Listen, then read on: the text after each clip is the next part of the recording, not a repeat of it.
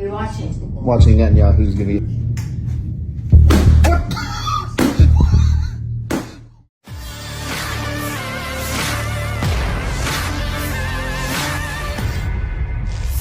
Pasangan suami istri ini membuat konten tentang dukungannya terhadap Palestina. Rekamannya diunggah akun Instagram @iqbalhimawan pada Jumat 26 April 2024.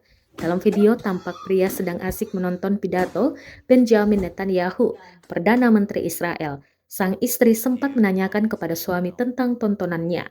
Setelah mengetahui yang disaksikan tentang update Israel, sang istri keluar dan kembali masuk membawa tongkat. Tongkat tinggi tersebut lalu dilayangkan ke televisi dan berakhir rusak. Meski telah rusak, pria tersebut masih kekeh menyaksikan Netanyahu. Wanita dalam video ini pun geram hingga berakhir membuang televisi tersebut dari lantai 2. Rekamannya pun kini telah menuai berbagai komentar dari warganet. What are you watching? Watching Netanyahu's giving a speech right now.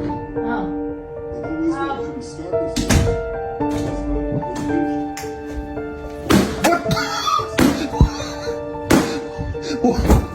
Done. A few moments later. Listen to Netanyahu's speech.